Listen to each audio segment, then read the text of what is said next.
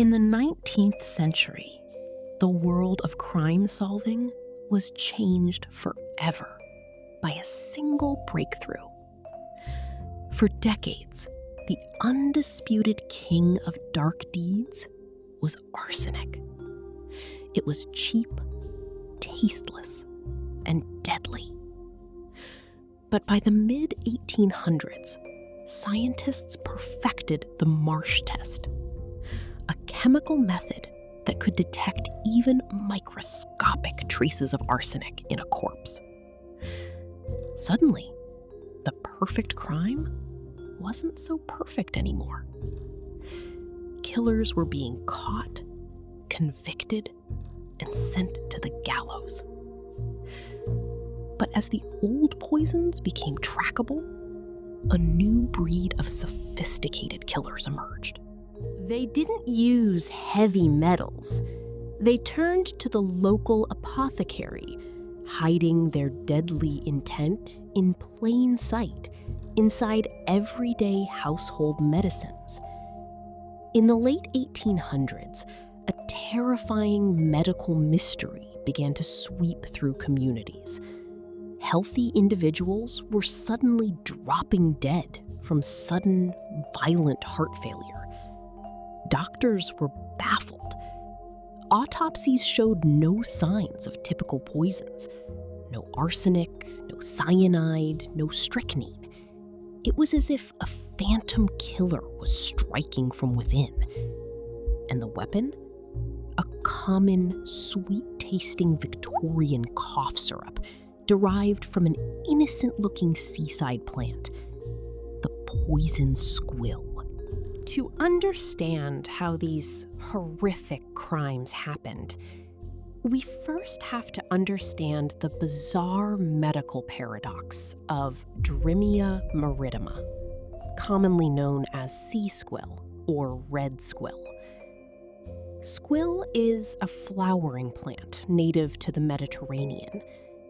For thousands of years, dating all the way back to ancient Egypt and ancient Greece, it occupied a unique place in medicine. In small doses, it was a miracle drug for the respiratory system. It acted as an expectorant, breaking up mucus and soothing violent coughs. By the 19th century, syrup of Squill, or oxymel of Squill, was in almost every Victorian medicine cabinet. If your child had a harsh winter cough, you gave them Squill. But Squill had a dark side. It was also widely purchased by farmers and city dwellers for a completely different purpose, as a highly potent rat poison. The plant contains powerful chemical compounds known as cardiac glycosides, specifically silyrin A and silyrosyde. In nature, these chemicals are the plant's defense mechanism. In a laboratory, they are an absolute death sentence. But here is the medical catch that made it the ultimate weapon for a phantom killer. Red Squill has an intensely bitter taste. If a human ingested a massive, lethal dose all at once, their stomach would instantly reject it. Humans have a strong emetic reflex. We vomit to save our own lives. Rats, however, biologically cannot vomit. They would eat the squill bait, absorb the toxins, and die of sudden cardiac arrest. Because of this, 19th century forensic scientists firmly believed that it was physically impossible for a human to be fatally poisoned by Squill. They believed the human body would simply throw it up before it could kill. They were dead wrong. The phantom killers of the 19th century figured out a loophole in human biology that toxicology books had completely missed.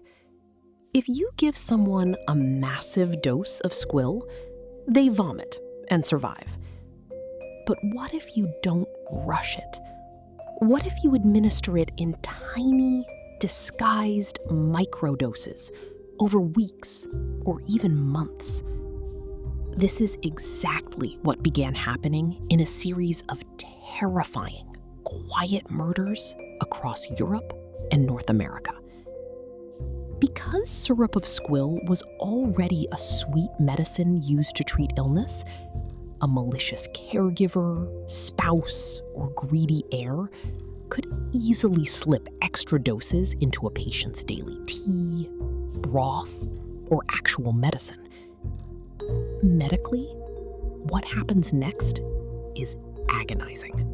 The cardiac glycosides in Squill work by inhibiting the sodium-potassium pump in the membranes of heart muscle cells.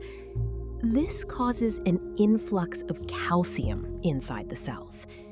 In tiny doses, this actually strengthens a weak heartbeat, which is why digitalis, a cousin of Squill, is used in heart medication today. But as the poison accumulates in the victim's tissue day after day, the heart becomes overstimulated. The victim would first complain of mild nausea and a strange, flickering yellow tint in their vision, a classic symptom of digitalis and Squill toxicity. Then come the severe abdominal pains, a wildly erratic pulse, and profound confusion. To a 19th century doctor standing over the bedside, these symptoms perfectly mirrored natural, common Victorian ailments like gastroenteritis, dropsy, or simple heart failure.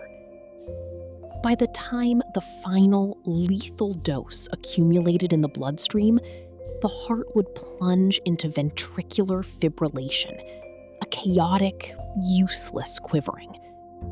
Within minutes, the victim would collapse and die. When these unsuspecting victims died, medical examiners were left completely in the dark. Remember, this was an era where forensic science relied heavily on chemical isolation. To prove a murder, a toxicologist had to extract the stomach contents or organ tissues of a corpse and perform a chemical reaction that would change color in the presence of a specific poison. They had reliable tests for arsenic, they had tests for strychnine, but organic plant toxins, like Squill, they were practically invisible. Because cardiac glycosides break down rapidly in the liver and leave behind no heavy metal residue, standard toxicology panels came back completely clean. The deaths were routinely signed off as death by natural causes. It wasn't until a pattern of multiple deaths within specific households began to raise alarms that investigators realized they were dealing with a terrifyingly clever method of murder. In several historical accounts, it was only when police looked at the financial trail, sudden life insurance payouts, altered wills, or mysterious disappearances of family fortunes, that the piece of the puzzle fell into place. When investigators searched the homes of suspects, they didn't find hidden vials of rare chemicals. They found ordinary bottles of commercial rat killer or common cough syrup sitting openly on the kitchen counter. The killers had exploited a weapon that was completely legal, easily accessible, and entirely untraceable by the science of their time. Eventually, the golden age of the phantom Squill poisoners came to an end. As the 19th century transitioned into the 20th, the field of forensic toxicology evolved.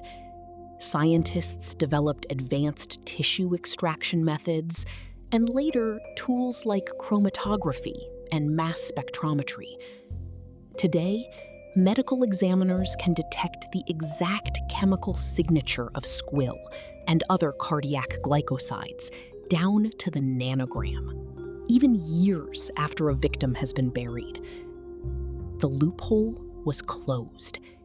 The untraceable poison became a definitive piece of evidence. The poison Squill murders remain a chilling reminder of a time when medical knowledge was a double-edged sword.